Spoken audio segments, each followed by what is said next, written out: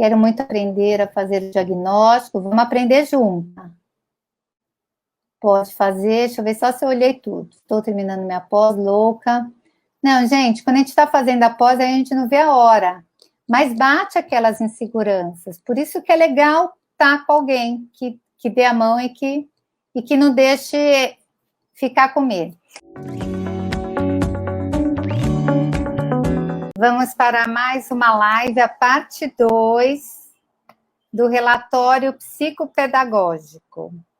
Novamente estamos aqui no Instagram, no YouTube, no Facebook, tá?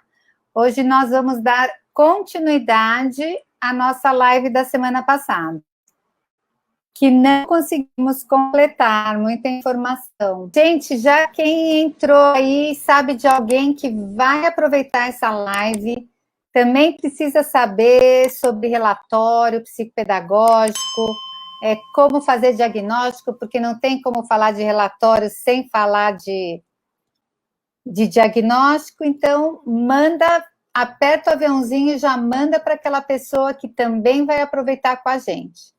Porque o bacana aqui nessas lives é a gente esclarecer as dúvidas, interagir, né? Realmente ser alguma coisa eficiente para vocês começarem a fazer os seus próprios relatórios, a não terem segurança nos diagnósticos.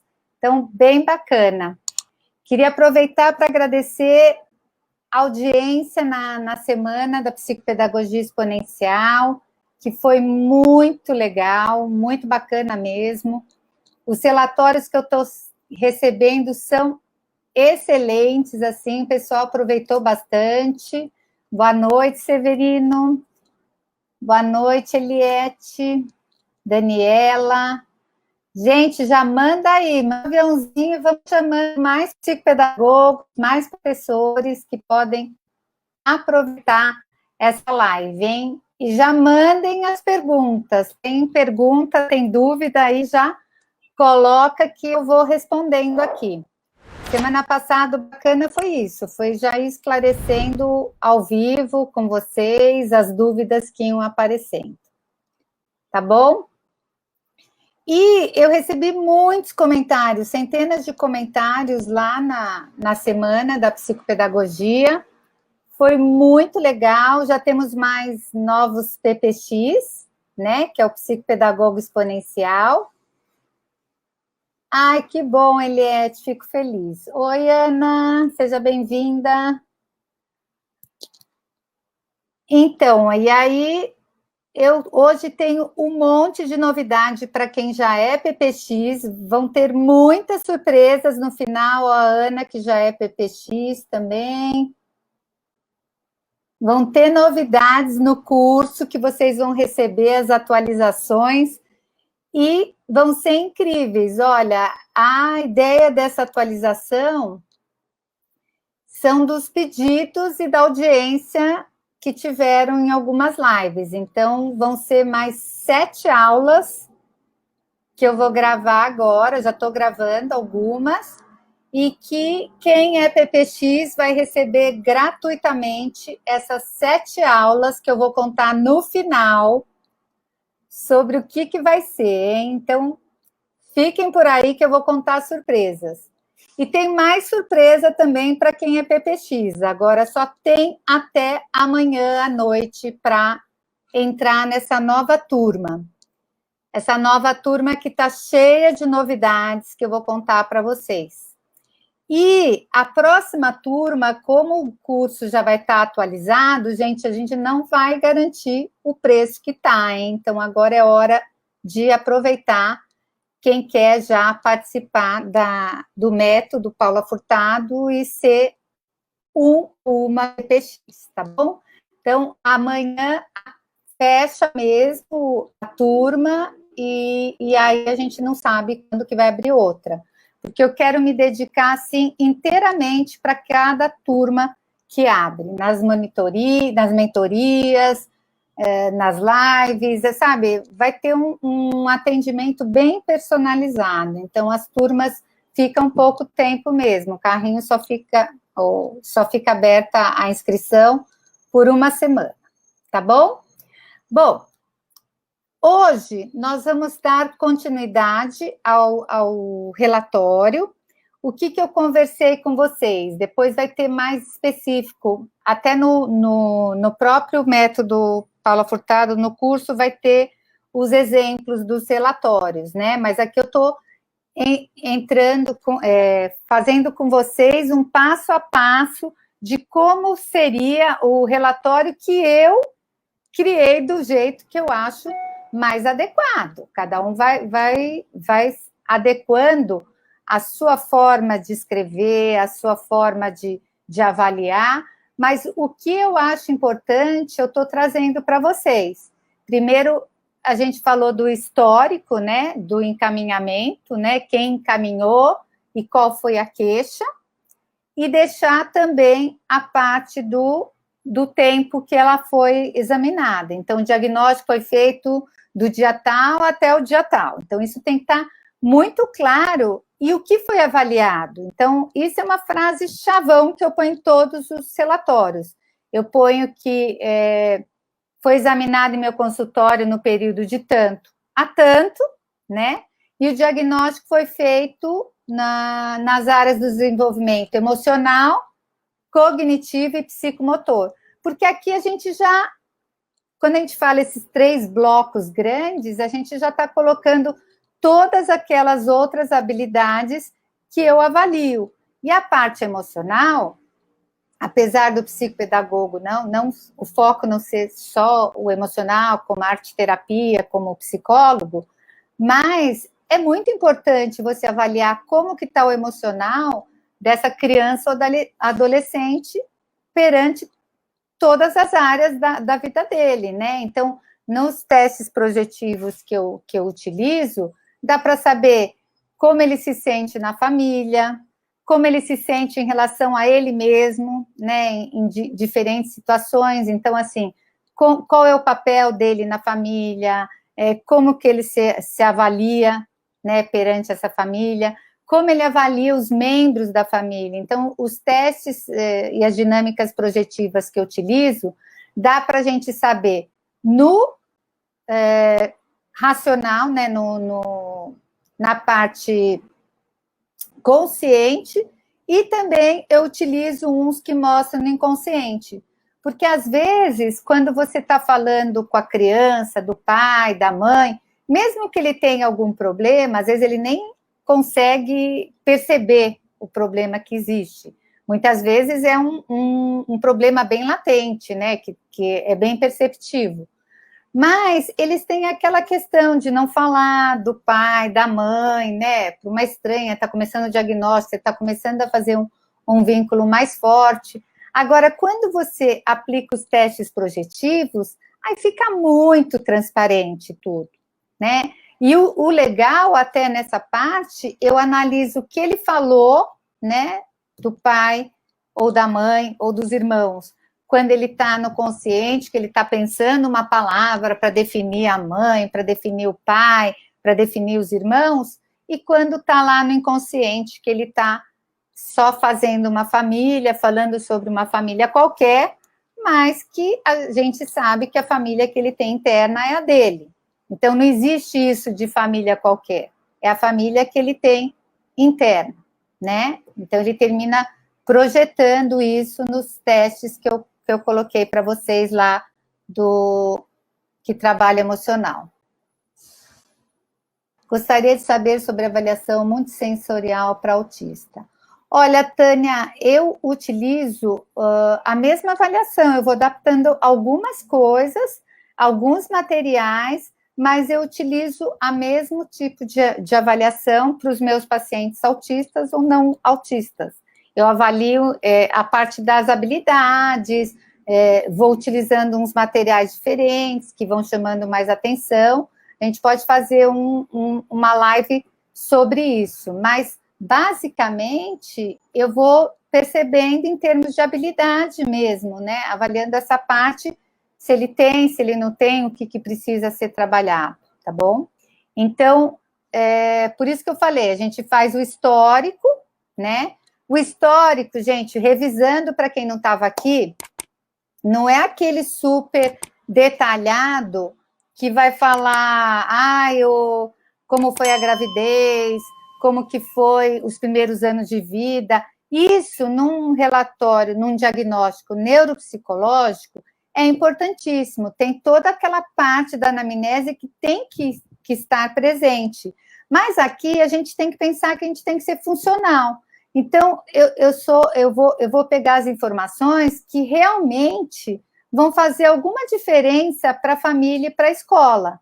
Então, eu não vou colocar tudo de novo, mesmo porque os pais já recebem essas informações, né, da escola, da casa, aliás. Agora, no neuropsicológico, precisa. Agora, aqui não, eu só coloco assim, quem que foi a ideia do encaminhamento, se foi o primeiro contato foi com quem e por ideia de quem. Então, o primeiro contato foi feito com a mãe, o primeiro contato foi feito com os pais, e pedida avaliação, ou por sugestão da escola pedida avaliação. Porque, às vezes, o pai vai parar lá só porque a escola mandou. Ele não acredita que precisa realmente de um profissional para trabalhar essa dificuldade de aprendizado do filho ou da filha.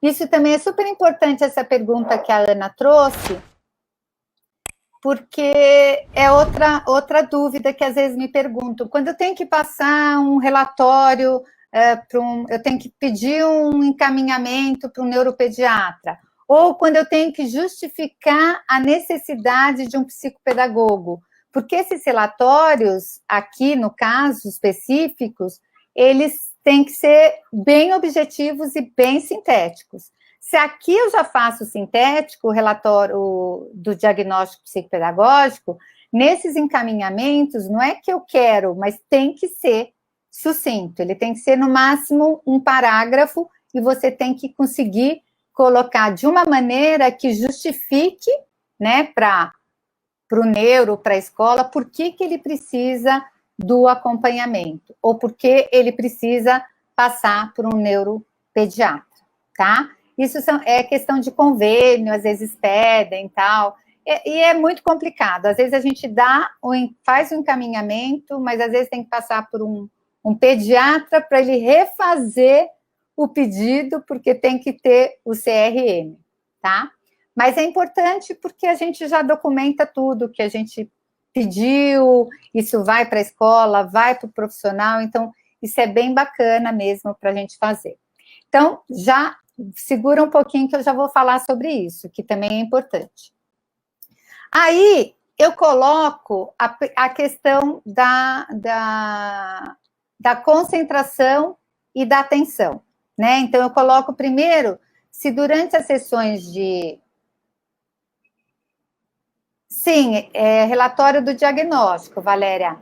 Eu estou falando do relatório do diagnóstico, mas a Ana Cristina me perguntou aqui uma dica para como é o relatório quando ele tem que justificar que ele tem que ir para um neuropediatra. Quando a psicopedagoga percebe que tem alguma coisa a mais e que ela precisa de um neuropediatra para dar alguma validação e para dar o número do CID, de alguma coisa que ela está desconfiando.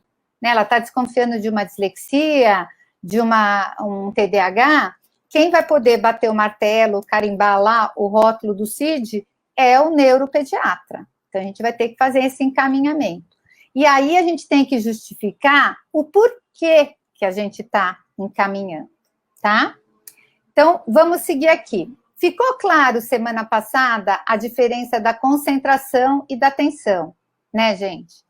A concentração, ela também é uma forma de atenção. Ela é a atenção concentrada, né? Então, o que seria isso? Mostrar se a criança consegue, ou adolescente, fazer uma atividade com começo, meio e fim, tá?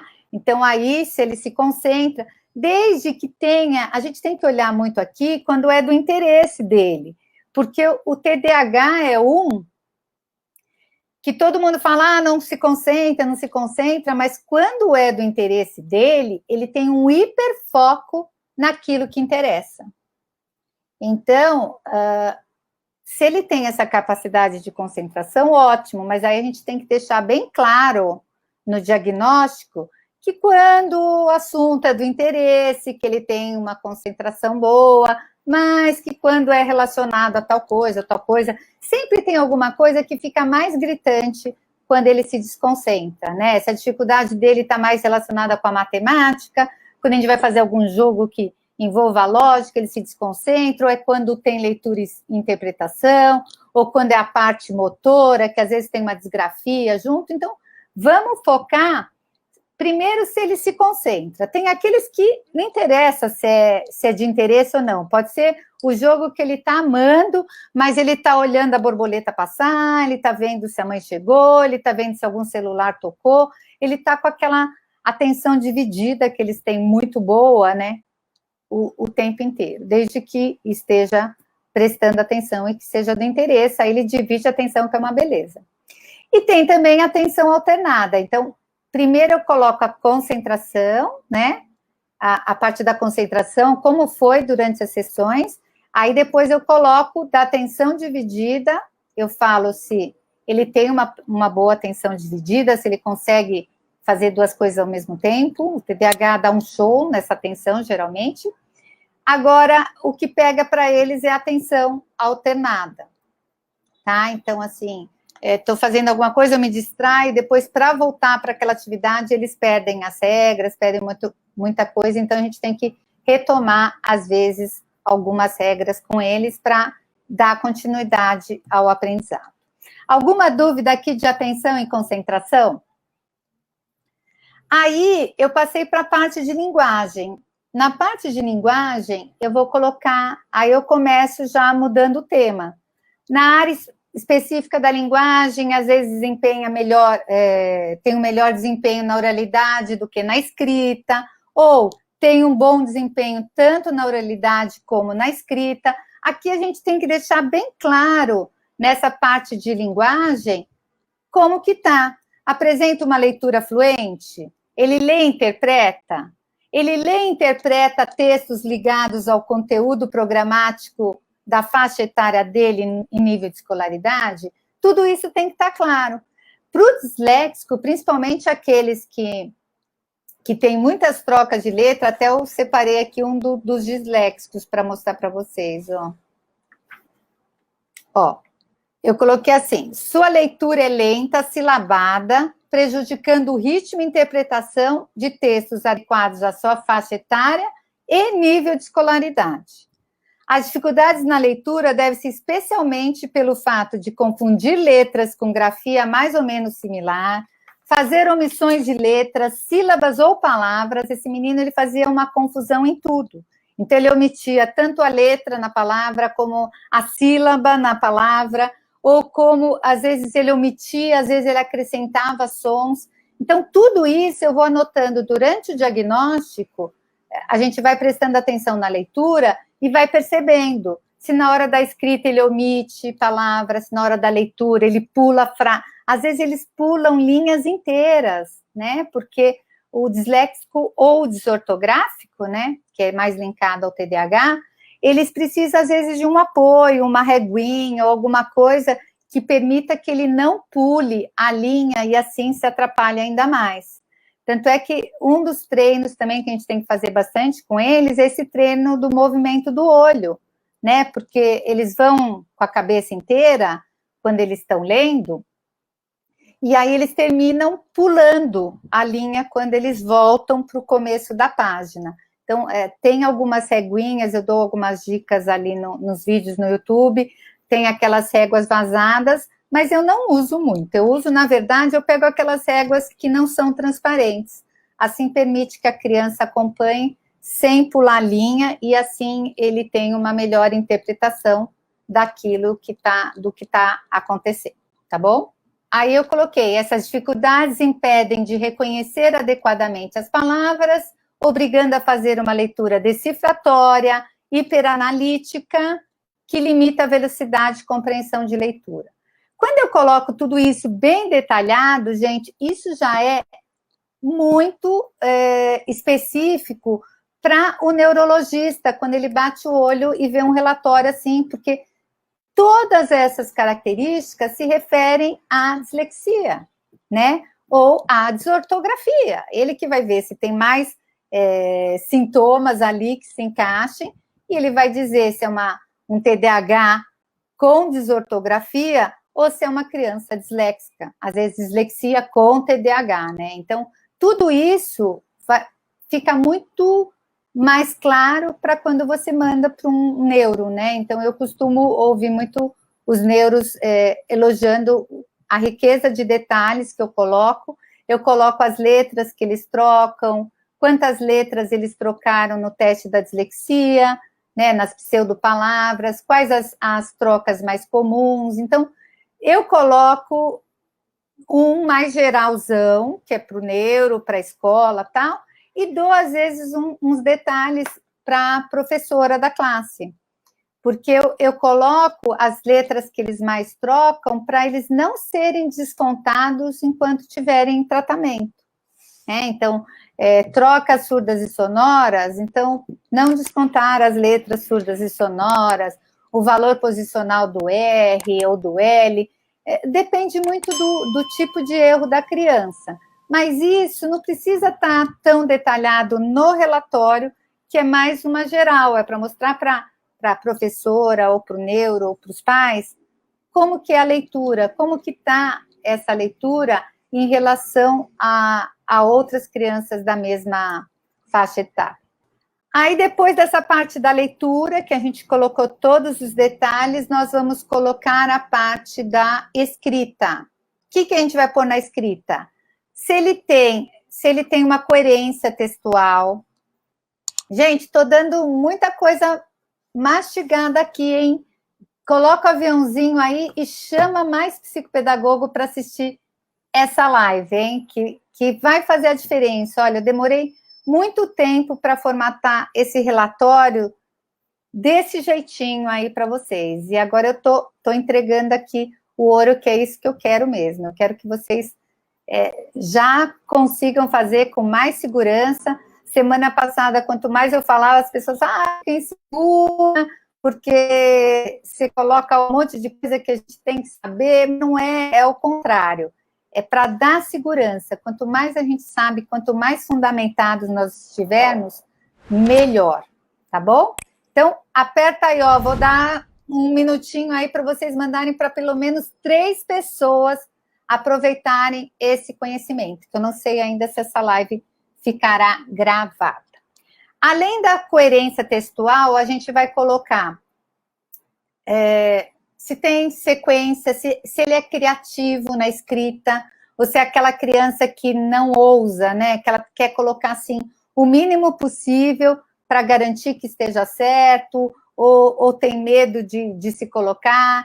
É aquela história que eu contei lá, né? De enterrar os medos. Ele tinha tanto medo de ser criticado que ele começou a não modelar as peças de argila dele conforme vinha a criatividade. E a criança é igual. Tem um monte de criança que me fala, vou escrever pouco, porque depois tem que, quando ela manda corrigir, tem um monte de erro, eu tenho que copiar os erros, eu tenho que refazer a dissertação, então eu vou ter mais trabalho.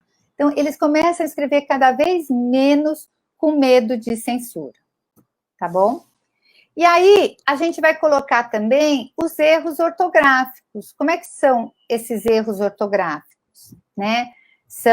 Ele tem muitos erros ortográficos, eles têm erros ortográficos ligados ao esperado para aquela faixa etária.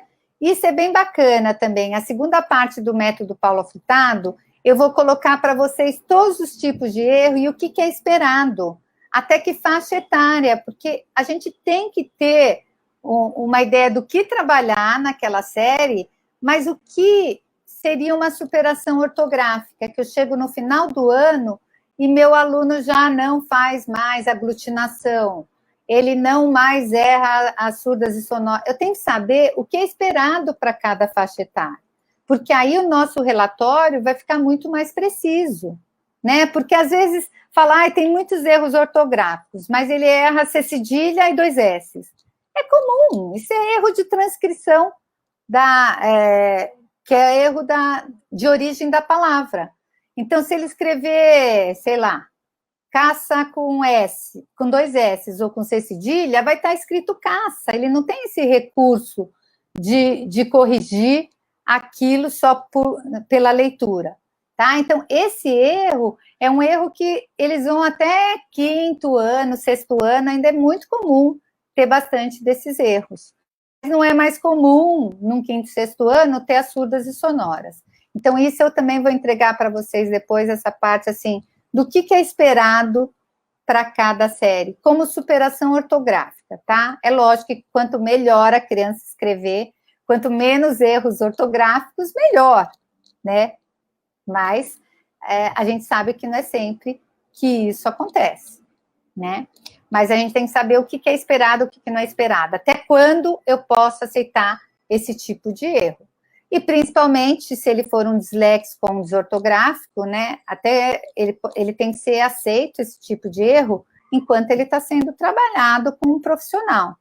Conforme ele vai evoluindo, aí eu vou mandando mensagem para os professores que podem mudar e podem já considerar esses erros como serem descontados, tá bom? Deixa eu ver o que mais. Aí, depois que eu faço essa parte, eu coloco o nível psicomotor, tá?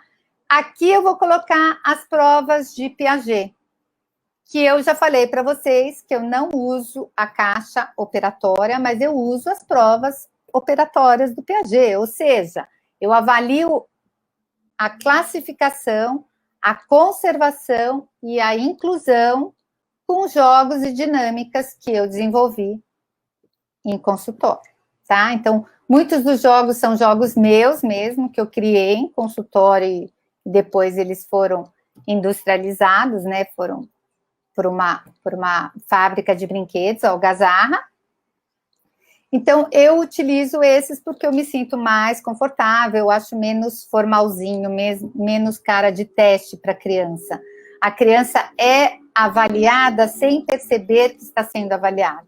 Quando você tira aquela caixinha das provas operatórias, fica na cara que ele está sendo testado. Então, entra aquela coisa da ansiedade, né? Do tá certo, tá certo. Quando você está avaliando com jogos, com dinâmicas, a coisa fica muito mais tranquila, né? Eu me envolvo mais porque eu não sinto o tempo inteiro que eu estou sendo avaliado. Então, eu coloco assim, se ele apresentou dificuldade visomotora não, psicomotora que eu estou falando. Se ele apresentou resultado satisfatório, às vezes, na classificação, na conservação, mas não na inclusão. Eu vou colocando onde ele atingiu bom resultado e onde ele ainda precisa ser trabalhado. Então, eu coloco aqui as 3 análises da classificação, conservação e inclusão, que são importantíssimas, né? Então, não entro tanto na reversibilidade, nas coisas, porque se ele tem uma conservação, ele faz bem a reversibilidade. Então, eu me fixo nessas 3 para colocar no relatório, tá bom? Depois da parte psicomotora, eu entro no testes perceptivo-motores, que eu já falei para vocês, que eu uso o Bender, que ele dá uma ideia, mas ou eu posso colocar essa parte separadamente. A organização espacial, a orientação espacial, a coordenação motor e o ritmo. Então, eu faço um detalhe sobre essa parte. Tem um paciente que só consigo avaliar com jogos, letras móveis, só no lúdico. Exatamente, não tem problema nenhum, né? A psicopedagogia é para a gente utilizar o lúdico e ele não perceber, né, que está sendo avaliado. É para a gente tirar aquelas baterias de testes que fica com muita cara de escola. Nada contra eles, mas a gente pode fazer de uma maneira diferente. Pode usar o iPad para ler, pode usar o jogo. Você não precisa avaliar só seguindo padrões de testes. Às vezes eu uso alguns, mas eu vejo a rejeição que a criançada tem quando eles veem você chegar com um caderninho, com folhinhas de testagem. E é diferente quando você avalia com jogos, né? Então, eles vão lá, leem o tempo inteiro, interpretam, você vê se tem reversibilidade, você vê se tem conservação, você vê tudo, e ele está lá está curtindo, não quer ir embora, enquanto que quando você faz aquela parte só de testagem, responda, sabe? E que você vai saber só na oralidade ou na escrita se ele está realmente conservando, se ele está classificando, fica muito chato para eles. Então, eu vou fazer, vocês vão saber a novidade aí, a gente vai ter tudo assim já documentado de quais jogos que eu fui nesses 29 anos de consultório, que eu fui elencando para fazer o meu diagnóstico de uma maneira precisa. E aí, isso é o legal do jogo, porque a gente faz o diagnóstico e já vai trabalhando, né? Então, tem um jogo que eu criei que chama Aprenda a Tabuada Brincando, é da Algazarra Brinquedos. E eu coloquei nesse jogo toda essa parte de reversibilidade decimal. Gente, nesse jogo eu avalio cálculo mental, reversibilidade, conservação, se ele entende a parte lógica mesmo das contas, né? Porque tudo, se ele não pegou essa parte de reversibilidade, de trocas decimais, ele não vai aprender tabuada, ou ele pode decorar, mas não vai aprender. Não vai aprender conta de menos, porque vai ficar sem nenhum sentido essa coisa de empresta, dezena empresta, ou a centena empresta, não faz o menor sentido, eles repetem que nem papagaio, mas eles não entendem realmente. E quando você trabalha as trocas decimais, e às vezes eu começo as trocas nem de 10 em 10, eu começo as trocas de 3 em 3, de 4 em 4, ele tem que entender esse sistema de trocas, do que é a troca direta, o que é o troco, né, que seria... Quando você vai lá no jogo, na brincadeira, é como se eles estivessem fazendo os problemas de troco, para entender realmente. Por aqui não trabalho com empresta, que bom. Porque, na verdade, usar essa coisa da troca faz sentido numa coisa de sistematizar, mas não faz sentido enquanto eles não entenderem o porquê. Por que eu troco? Por que eu estou dando 10, o 10 vale uma dezena? Entendeu? Se eles não entenderem o porquê dessa troca decimal, e eles entendem muito bem na brincadeira. Então, é como se fosse um ábaco não, era o ábaco, né, que chama? Só que é um jogo divertido, eles vão fazendo troca e de quebra eles ainda decoram a tabuada, é muito gostoso fazer nesse tipo de situação. Então, na parte perceptivo-motora, vocês têm que colocar se ele tem dificuldade visomotora, ou se ele tá tudo ok, né, atingiu o objetivo esperado no ritmo, na coordenação motora, vocês vão avaliar, a organização espacial vocês vão avaliar também nos cadernos, no material dele, na maneira como ele se organiza na mesa, e a orientação espacial também, né? Tem vários tipos de situação, de jogos que dá para avaliar essa orientação espacial, e com algumas perguntas simples. Pega o que tem, o que tem, você vai olhar 3 objetos vermelhos que tenha na minha direita, para ver se ele também faz essa coisa do espelho na orientação espacial, né? Se ele vai olhar a direita dele ou a minha direita. Então, tudo, gente, dá para avaliar tudo na brincadeira, nos jogos, tá bom? Várias dinâmicas também, dá para dar bastante dicas disso. Tá. Aí, na parte de lógica matemática, primeiro eu coloco em situações informais, se o raciocínio lógico dele é bom ou não, se ele tem um bom raciocínio lógico. Aí dá para avaliar em vários jogos, né? Até num dominó, numa dama, num mancala. Mancala é um dos que eu mais sou apaixonada, que trabalha bastante essa parte de atenção, de concentração, de reversibilidade. Nossa, só conhecendo esse jogo, eu comprei ele vende aqui, o Mancala, mas eu comprei numa viagem minha para fora e eu deixei um tempão lá no meu armário sem mexer. E quando eu descobri esse jogo que ele trabalhava, né, que aí eu fui um dia parar e ler a regra direito, eu utilizo ele sempre, e a criançada pede demais, porque eles querem muito se superar, e aí dá para ver muita coisa naquele tipo de jogo. Então, eu coloco se ele tem um bom raciocínio lógico, às vezes ele tem muita dificuldade nessas lógicas, mesmo em jogo, mas tem muita criança que não tem essa dificuldade no jogo, mas tem quando você bota uma situação formal. E aí eu coloco para eles, depois que eu avaliei, lá para o 4º dia do diagnóstico, eu falo, ó, agora é o seguinte, eu vou ter que fazer umas atividades que tem cara de escola, que tem cara de problema, tal, mas eu quero saber como é que você age. Aí eles fazem numa boa. Aí eu coloco lá, às vezes eu trabalho muito com eles quando eles têm dificuldade em leitura e interpretação de problemas, para eles não terem que fazer tudo que eles fazem na escola, tudo de novo, dar um monte de problema que parece aula particular, a gente cria situações, problemas que ele só tem que me falar que conta que ele usaria para resolver. Então, é muito bacana isso, porque aí você fala, olha, eu fiz isso, aí eu comprei mais isso, aí depois eu distribuí com 5 pessoas, que contas que você tem que fazer?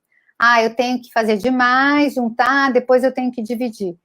E aí, gente, nisso dá para a gente trabalhar um monte de problemas e numa boa, sabe? Do que aquela situação formal. A parte sistemática, eles fazem na escola. E aí não precisaria da psicopedagoga, um Kumon já faz essa parte sistemática muito bem. Mas a gente está aqui para fazer eles entenderem o processo da situação, tá bom? Então, eu coloco também se a criança levanta e formula hipóteses, né, sobre questões colocadas, ou se ele fica sempre na insegurança e não coloca. Então, essa parte do raciocínio lógico, vocês viram que é tudo bem sucinto, né? Eu coloco se atingiu, se não atingiu, se a parte lógica é tranquila, mas se com conteúdo escolar, se é diferente. Então, eu vou avaliando de diferentes situações, mas colocando de uma maneira mais sucinta. E aí, por último, eu coloco a parte emocional. Então, na parte emocional, gente, eu vou ter muito material para mostrar, tanto para a escola quanto para casa, porque eu vou mostrar para vocês depois, em outro momento, assim, mais específico, cada teste projetivo, cada dinâmica que eu faço. Mas o que é importante colocar aqui para os pais e para os professores? Como que está a autoimagem desse paciente, né? Então, se a autoimagem dele, a autoestima está rebaixada, se ele se sente inseguro, se ele se sente ansioso frente às situações. Então, eu coloco um geral, né? Então, eu coloco assim, na área emocional, às vezes ele mostra se adaptado à família, mas no ambiente escolar ele se sente inseguro, não se sente capaz, não se sente agente da sua aprendizagem. Então, eu coloco algumas frases, algumas informações que vão deixar o pai e a escola atentos do que esse menino precisa, né? Do que essa criança, esse adolescente precisa. E aí, depois que eu coloco essa parte emocional, porque quando eu vou fazer a devolutiva, eu levo esse relatório aqui para os pais, né? E para os professores. Mas eu vou explicando item por item para eles. Olha, aqui vai aparecer que a leitura dele não está boa, ele para algumas coisas, para a leitura que não seja tão adequada para a faixa etária dele, ele até interpreta bem, mas para quando está mais com o nível da escolaridade dele, ele pega. Então, eu vou na devolutiva falando item por item, mas no relatório eu deixo uma coisa sucinta. E na parte do emocional, eu também vou colocar, sei lá, às vezes a parte da escola é importantíssima eu levar para o professor, para o coordenador, como ele se sente nessa escola, se ele se sente aprendiz, se ele está feliz na escola, né? Se ele tem amigos, como que apareceu o social dele. Ali eu coloco mais detalhado. Eu vou estar com tudo documentado, como eu mostrei para vocês, tudo que eu faço com eles, eu já fotografo, já deixo no meu iPad, então cada um tem sua pasta com todas as fotos de todas as atividades, ou, se não tiver esse recurso, leva a pastinha dele com material. É importante eles perceberem o grau de insegurança ou como a autoestima dele pode estar rebaixada, tá? Nesse curso PPX tem jogos, atividades para intervenção? Ahá! Você está entrando na minha surpresa. Olha só, no curso PPX, eu coloquei toda a parte de trabalhar as habilidades socioemocionais com as histórias. Então, lá, eu destrinchei, coloquei toda a parte da teoria e da prática do que eu acho extremamente importante. Eu acho o ponto principal e eu quis começar o método PPX por aí. Porque se o meu aluno, se o meu paciente não está equilibrado emocionalmente, ele não vai aprender, né? Então, a gente tem que garantir, independente de ser diagnóstico, de ser essa parte emocional. Então, eu coloquei todos os módulos no curso PPX linkados com essa parte emocional da gente garantir e já trabalhar a linguagem, já trabalhar um monte de outras coisas com as histórias. Mas eu fiquei de fazer atualização, então quem já é PPX vai receber essa atualização, e quem entrar nessa nova turma vai receber essa atualização já com esse preço, porque com a atualização, a próxima turma, a gente vai dobrar praticamente o preço do curso, porque vão ser mais 7 aulas que eu vou explicar agora para vocês o que vai ser. No curso PPX, a atualização, que já está sendo gravada, que quem já é do método vai receber gratuitamente, vai ter diagnóstico psicopedagógico, dissecado, gente, o beabá mesmo, com as intervenções de cada área, tá? Então, a gente viu que eu tinha que colocar isso ainda antes de colocar as histórias para trabalhar a gramática e ortografia. Então, o que vai ter agora? Vai ter essa parte do diagnóstico, então, anamnese item por item, explicando para vocês.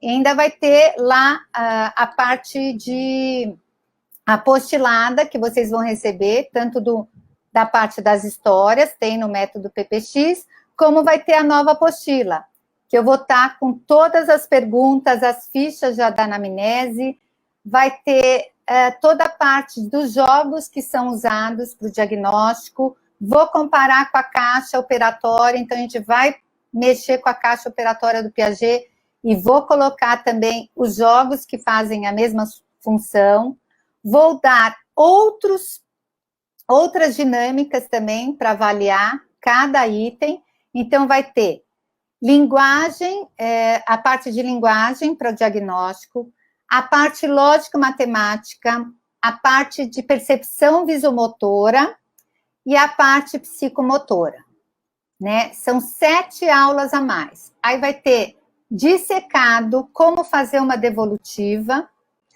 Quando iremos receber? A Vânia de PPX, curiosa. Vai ser avisada, Vânia, mas ainda está sendo gravado, mas vai ficar bárbaro, mas não vai demorar tanto não, tá bom? Mas vai ser muito completo, gente. O método Paula Furtado agora vai ficar muito completo com essa parte. E a parte da devolutiva, eu vou dar muitos exemplos de relatório, tá? Então, me pediram agora, mas esses relatórios que eu tenho aqui são dos meus pacientes. Eu acho muito invasivo, mesmo que eu tire os nomes, eu vou dar vários exemplos de frases prontas, de tudo que eu coloquei para o relatório, tá bom? Então, essa é uma das surpresas de quem fechar o método, quem fizer parte e for uma PPX agora, até amanhã, gente. Não adianta, a gente... Tem gente que tentou aumentar o tempo, mas não dá.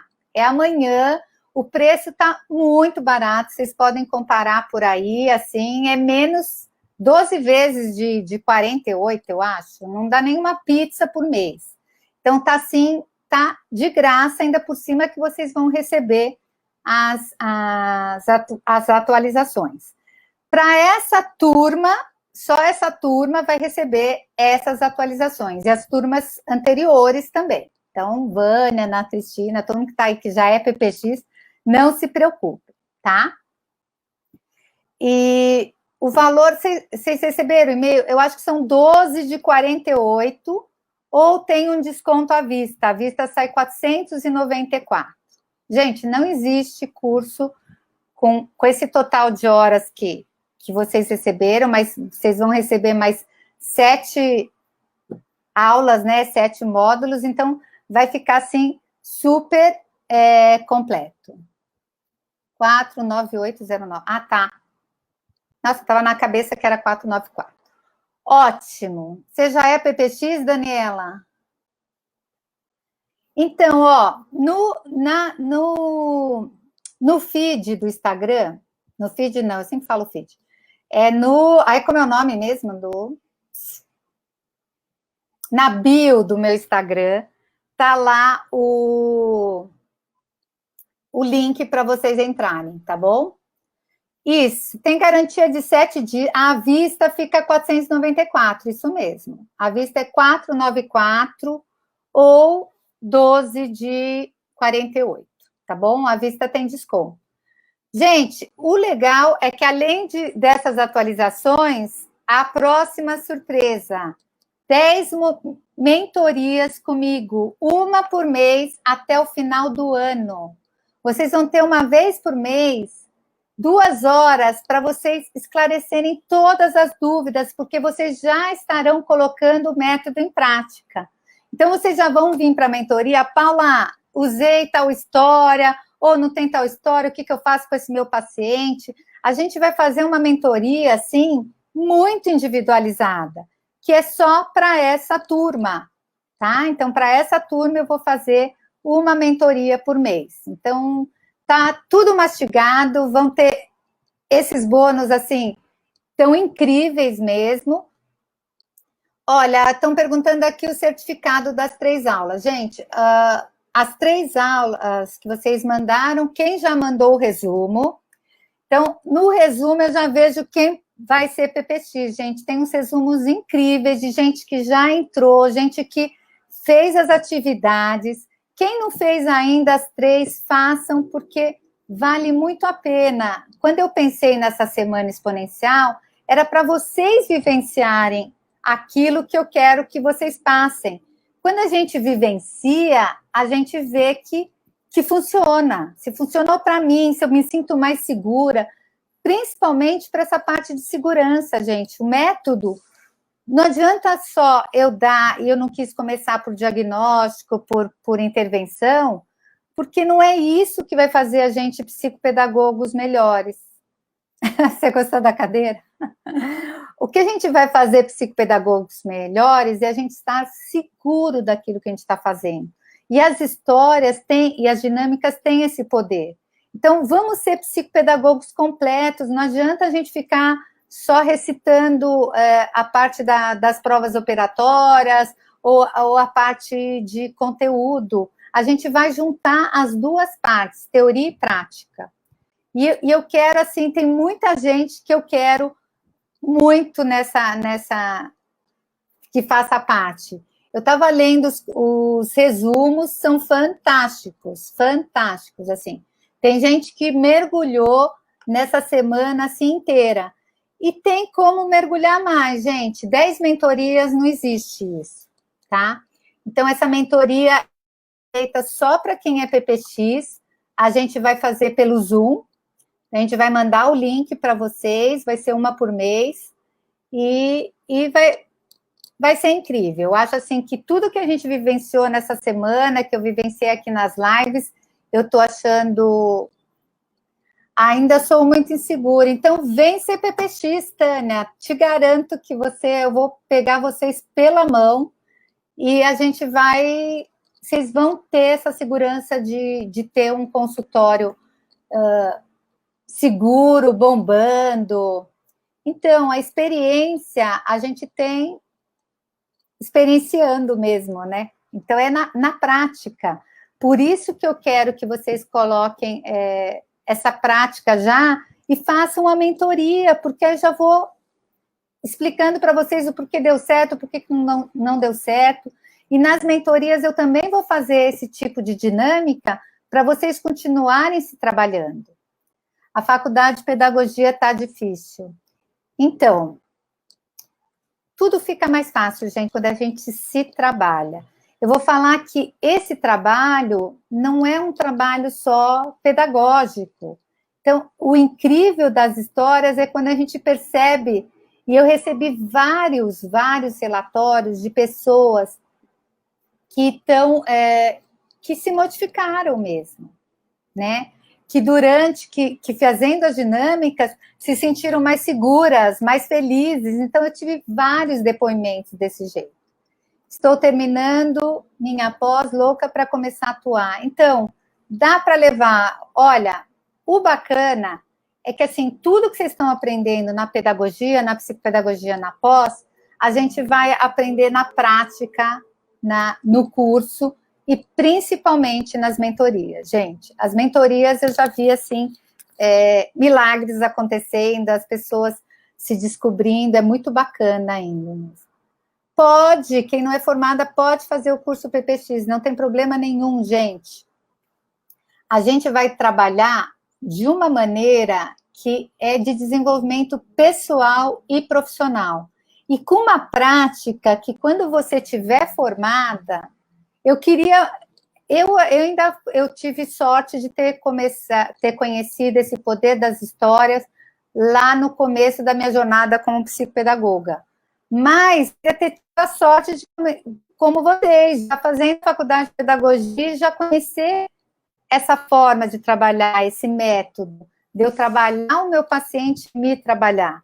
Então, é incrível, assim, o quanto a gente se modifica. Então, por eu sentir na prática que eu fui juntando as histórias, e aí eu fui criando histórias, então eu fui fundamentando tudo. Então, vocês vão sair com as habilidades socioemocionais, as cognitivas e com essa parte de diagnóstico e relatório, assim, mastigado. Porque é isso, gente, eu quero, assim, passar todo esse conhecimento para vocês não precisarem levar 29 anos para passar tudo isso para lá. A gente vai caminhar juntos. E é bem legal. Eu quero as pessoas que estão aqui na live toda quinta-feira, as pessoas que são interessadas, que querem aprender, que querem se sentir seguras, né? E a segurança é muito bacana a gente trabalhar, né? Porque eu posso ter todos os diplomas, eu posso ter um consultório lindo, se eu não tiver a segurança, eu não conquisto o pai, eu não conquisto a escola. Quero muito aprender a fazer o diagnóstico. E olha que bacana, depois, quem está terminando aí, porque a pós, gente, eu fiz todas as pós possíveis e imaginárias, vocês podem imaginar. Eu fiz a neuropsicopedagogia, eu fiz a psicopedagogia, eu fiz a psicopedagogia da educação especial, eu fiz a arte-terapia, eu fiz leitura escrita, eu fiz a modificabilidade cognitiva instrumental, que é da parte de cérebro. Então, eu não estou falando só, além da pedagogia e tudo mais, né? E todos os outros cursos que eu fui fazendo, mas só de pós são 8, gente. Então, quando eu formatei esse método, e eu fui colocando o melhor de cada um. Então, tá um método, assim, lapidado. Então, dá para a gente aproveitar bastante, dá para aproveitar o professor, dá para aproveitar o psicopedagogo, o psicólogo, o arte-terapeuta. Vale a pena fazer o curso PPX, experiência própria. Ó, que prova viva, a Vânia falando. Ana Cristina também, já é PPX. Deixa eu ver se tem mais alguém. A Laura. Tem mais gente, gente. Tem muito, olha, quem quiser ver depoimento, para ver se é para vocês, olha lá no YouTube, está cheio de depoimento. Eu coloquei nessa semana também, então tem depoimentos de quem já passou. Eu queria muito fazer, como eu ainda não estou atuando, o que faço? Pode fazer, Fran, não tem problema. Você vai se trabalhar, e você vai ter uma bagagem para trabalhar quando você começar a atuar, que é incrível. Eu estou falando, gente, porque não é papo. Vocês vão ver depois que é verdade. A gente não sabe quando que vai ser a próxima turma. E a última turma, eu andei de mão dadas com elas. Então, vale a pena. Eu acho que, assim, é uma outra visão que você não vai encontrar em nenhum curso aí, porque não existe... Ou o pessoal fica analisando as histórias, né? Ou fica a parte da psicopedagogia, mas eu junto tudo. E agora eu vou colocar essa parte do diagnóstico, foi pedido, gente. Vocês vissem o que eu recebi de pedidos para deixar a live gravada, ou sobre algumas outras, do que estavam pedindo para mim sobre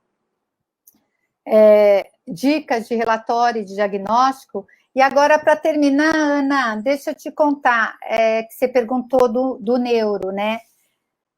Para a gente justificar por que ele precisa passar para um neuro, você tem que colocar a parte mais importante do teu diagnóstico. Então, você vai colocar lá que está encaminhando o aluno tal, porque no diagnóstico foi percebido que ele tem um transtorno de leitura escrita, ou que ele não consegue lidar com a parte lógica, matemática. Você vai colocar o que é mais importante, o que você percebeu que é a maior dificuldade dele. E aí você vai colocar a queixa, é muito simples realmente. Se você quiser, faz aí, me manda que eu dou uma olhada para você e alguma sugestão. Mas o principal, quando a gente vai encaminhar, é colocar o principal. Por que ele está lá? É porque ele não consegue se concentrar? Então, você coloca, porque ele distrai com facilidade, ele não consegue fazer uma atividade com começo, meio e fim. Então, pega a parte principal do diagnóstico em termos de defasagem e coloca lá, tá bom? Então, o importante é você colocar que o aluno passou por diagnóstico psicopedagógico de tanto a tanto e a conclusão foi que precisa de atendimento e precisa de uma avaliação com um neuropediatra. Você colocando isso, tá tranquilo, tá? Não é para ficar enfeitando muito, né, nesses tipos de encaminhamento. Você coloca o que você analisou e o porquê, tá bom? Então, na próxima semana, eu espero que tenha muitas PPX aqui, porque aí a gente já vai combinar também qual vai ser a próxima mentoria. Se eu não me engano, a primeira mentoria já é 19 de fevereiro, e aí vai ser bem bacana, porque a gente vai trabalhar na prática, e aí, mesmo que eu não tenha o caso do meu paciente, tem o caso da outra, que a gente termina fazendo o estudo de caso em cima do caso das que estão atendendo já. Eu posso trazer exemplos meus, gente, é muito bacana, é um grupo de estudo, assim, que o pessoal cresce pra caramba. Sou professora há mais de 35 anos, mas o curso acrescentou muito no consultório. Que bacana, Vânia. Fico super feliz. Uau, pós. Mas é muito bom, né? Principalmente quando a gente vai juntando todas. Vocês podem ver que todas que eu fiz é para linkar tudo isso, né? Principalmente essa da modificabilidade cognitiva, que aí você vê todas as habilidades, né, que tem que ser avaliadas. Isso também me ajudou muito quando a fazer o diagnóstico. Eu peguei todos aqueles instrumentos usados pelo programa, mas eu troquei por jogos. Alguns eu utilizo, os próprios instrumentos do programa de enriquecimento instrumental, mas outros eu utilizo em forma de jogos, dinâmicas, e dá para fazer muita coisa. Então, quando eu falo que eu formatei para ajudar o psicopedagogo, realmente é verdade. Comprei minha coleção e é fantástico. Olha só, gente, a novidade. Vou aproveitar aqui para mostrar para vocês. A coleção Bem Me Quer agora vem em box. Olha só, com 6 livros. Olha que lindo que veio isso aqui. Eu acho que esse pedido é só pela Amazon que vem dessa maneira, mas olha que bacana. Acabei de receber também. Tá bom? Então, qualquer coisa, me mandem suas dúvidas. Vou salvar agora. Vai ficar um tempinho aí a live. Gente, beijos. Qualquer dúvida, me mandem. E semana que vem eu vou encontrar aqui com vocês. Espero que tenha muitas PPX para a gente se encontrar bastante, tá bom? Beijo grande para todas. Tchau.